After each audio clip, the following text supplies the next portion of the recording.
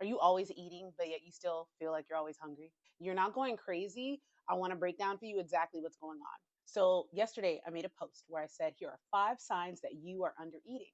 And a lady responded and was like, I resonate with all of this, but I'm always eating. So, I was like, let's figure out what might be happening here. And as I was making my breakfast this morning, as I was reading her comment, and I was like, perfect example. So, I had this bagel that has eggs, it has bacon, it has cheese on it, and it's stacked and it looks like it should be a filling meal that should hold you over till lunch. However, I've had this bagel before, finished it, and needed another one. That was today. It's happened before. And it's usually after a heavy leg day because I'm starving. But that's neither here nor there. I want to talk about how what we think is a lot of food is really not a lot of food half the time. Not only that, I want to help you understand why food is a necessary part of your weight loss journey, but not even weight loss, just like surviving as a human. I don't know if you know this, but our bodies run off of food, not caffeine. So let's dive in. So, at the core of this problem, a lot of people think that they're eating more than they are. Or a better way to put it is a lot of people are taking their perceived efforts and like timesing them by 10. We tend to do that. We tend to not over exaggerate, but overestimate the amount of effort that we're putting in and underestimate the amount of effort that it actually takes. This is for the gym, this is for fitness, for everything. We look at something like, I can do that, and we underestimate how much of us, our time and our energy and our patience and preparation that it's going to take. So we just kind of wing it. And a lot of women wing their fitness journeys, and through winging their workouts and through winging their nutrition, some people get it, some people don't. And that leaves a lot of people wondering or thinking that they just can't lose weight. And it's not that you can't lose weight. You just don't have all of the factors and all the information so that you can make the best decision with this information. So let's go back though to see if this even applies to you. Signs that you're under eating. You may feel tired, cranky, and hangry, even though you're always eating.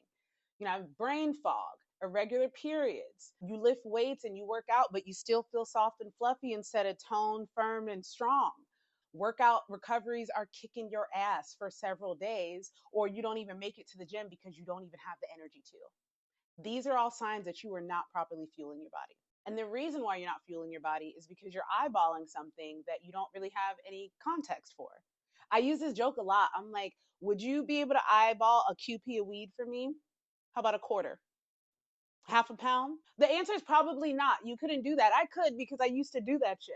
And so people who don't cook for a living, don't weigh food for a living, don't practice nutrition education for a living, walk up like, oh, I'm gonna just eyeball this. And it's I don't want to look at it as cocky because I don't think it's some people it is cocky, like I got this. Da, da, da.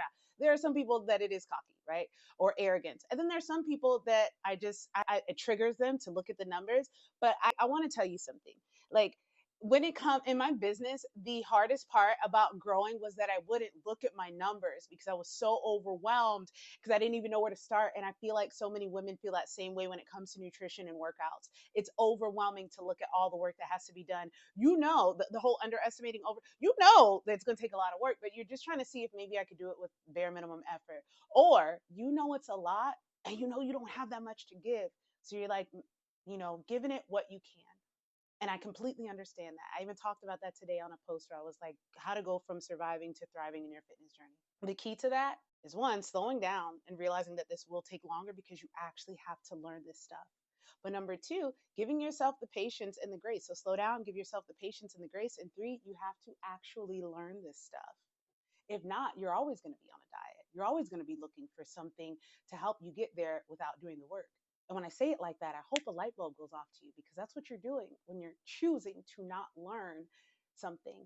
It's like, I want to save money, but no, I don't want to look at my bank account. Let's say that you want to go to Cali and you have a blindfold on and you're driving west. Not only are you going to hit every car on the way there, which would slow down your progress and injure you, you may end up in Portland, Oregon instead of California because you weren't looking at the specifics of the journey and the route that it's going to take to get you to your journey. You just hopped in the car blindfolded. And that's what a lot of people are doing on their fitness journey. And I don't want you to do that anymore. So in this episode, I'm going to give you education on how you can understand how to fuel your body better. And then if you want some free resources, they will be in the show notes. Okay, so first things first. When you understand nutrition, you'll understand that all things aren't created equal. White bread and wheat bread. One has less calories, one has more nutrients. Which one do you think is which? White rice, brown rice.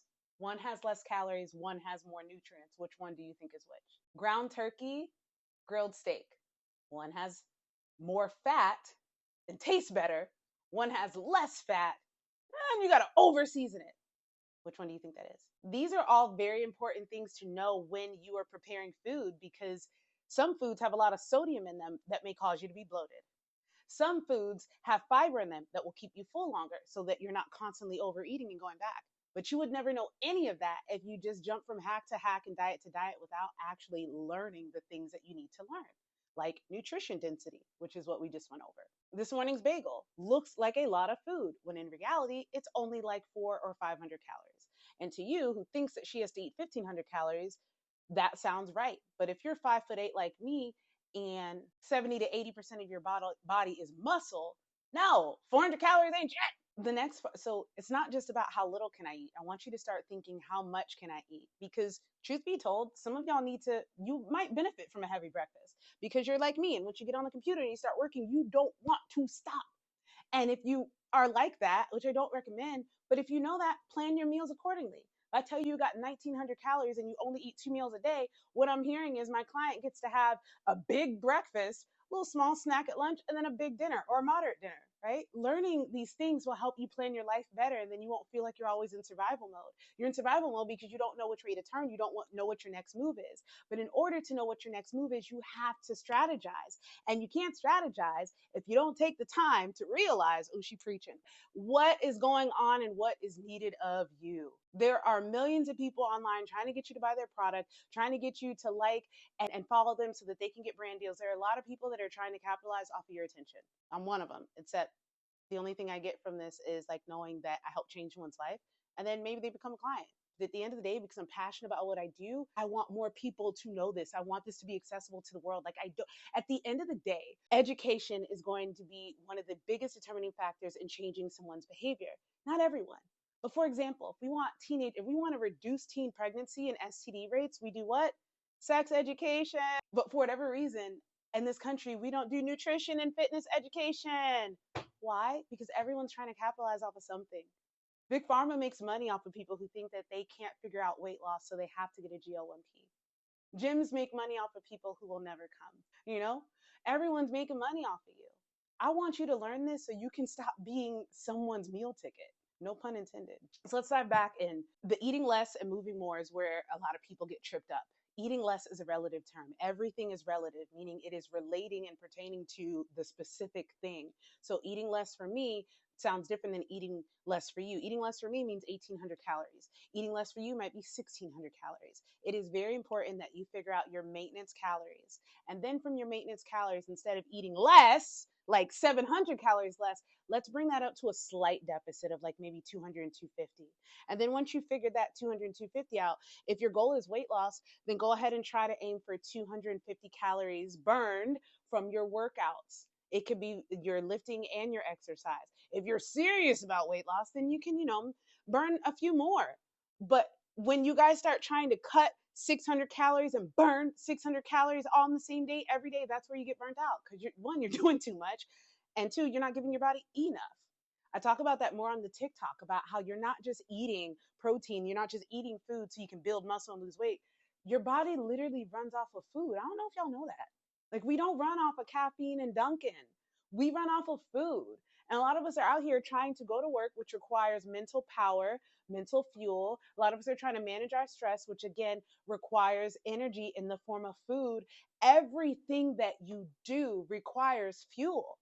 Can't get by on a prayer. And we're not giving ourselves the fuel that we need for the bare minimum, for the maintenance, to maintain all of this. And then we're going in and asking our body to perform luxury activities. What I mean by that is like the bare minimum is like, let's say it's survival mode, right? But you want your body to thrive. Thrive means doing stuff above and excess of what is just barely required.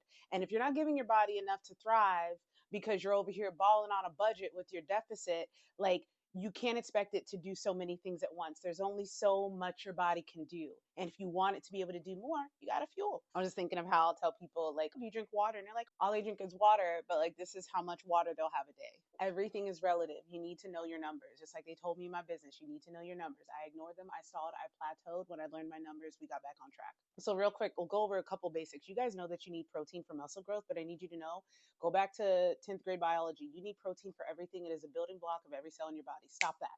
Number two, you need carbs because carbs are your body's preferred source of fuel. You can get them from simple carbs like white, think fruits. Those are simple. Simple just means it's simply broken down and released immediately. So if you need instant, that's why they say sugar rush. It's a simple sugar broken down. You can get complex carbs that take a while to be broken down: fiber, black beans, apples, whole wheat bread, brown rice. Those things take longer to break down. And since it's a carb, that means it's giving you energy and it's taking longer. So it's lasting longer and it's staying in your bloodstream longer, right? So we got proteins, we got complex carbs, we got simple carbs, and we have fats, which everyone thinks are terrible. But I need you to understand that your brain is just one big blob of fat, right? That's why they say seafood is brain food, right? Because those oils, that fat is good for your brain. Okay, so salmon or fish oils if you don't eat meat, or if you don't eat meat. Fat also helps with temperature regulation and hormonal regulation. All these women ran around here talking about they got a hormonal imbalance. I'm like, baby, you don't eat. Like, what is your body supposed to? Of course, it doesn't have what it needs to send the right hormones. You don't eat. So remember, it's not about eating as little as possible. It's about finding out how much your body needs and then going into a slight deficit from there. And then if you're adding weight loss and or fitness and exercise to your weight loss journey, again, burn some more calories, not all of the calories in one day. It's a crazy goal. Next, learning what you're eating so you can understand why it affects you. Like if you eat a something that is nutrient dense, like a whole wheat bacon, egg, and cheese sandwich, it's going to hold you over longer than a white bread bacon, egg, and cheese sandwich because the whole grains, because the whole wheat bread has fiber and protein, which will keep you full longer. These are things that are important to know so that you can know how to plan your day or know how to pick your foods. Because if you realize that the reason why you're always hungry, even though you're always snacking, is because you're just eating a bunch of simple carbs and not complex carbs and not protein, the two slowest breaking down things in your stomach, then you'd understand why you're always hungry because you're never actually getting full. And last but not least, pay attention to your hunger cues. You may feel like you're always eating, but your body's hungry. I had this weird thing where I couldn't eat at night because I don't know, not because I couldn't, I just didn't want to. I was too lazy. If you give me a shake, I'll eat it, but like I didn't like eating at night. And then I would wake up every night at 5 a.m. hungry AF because my stomach was hungry when I went to bed. So listen to your body. It's not, if you're hungry and you feel fat, your body needs that food to burn the fat that you want it to lose. I know it sounds counterproductive, but your body is so much more complex than you give it credit for and so much more interconnected. So if you're listening to this and you're like, my gosh, I have been stuck in like survival mode in my fitness journey and now everything is clicking, I want to offer you two free resources. Number one, Macros 101. Start here. Start understanding the different macronutrients, understanding how important protein is and how it's not just in meat, understanding carbs and how they will actually fuel you to do the things that you want to do, and fats. They taste yummy, but you don't need a whole avocado. Go ahead and check that guide out. Next, I want you to check out the meal prep and grocery shopping guide. It's got some very simple, basic tips for shopping and batching food for the week so that you don't have to scramble to figure out what you're going to eat every single night and default to Popeye's chicken sandwich or DoorDash. And then last but not least, stick around. I make posts like this all of the time, especially when you guys comment on things. And I'm like, oh my gosh, let's teach on this. So I would love to hear what you guys want to learn about next. Make sure that you share this with someone who is starving themselves and never seeing any progress. And I'll see you guys next time on The Breakdown with Bonds. Also, if you're watching this in early October, I'm going to be running a 14-day free challenge at the end of the month. So stick around for that.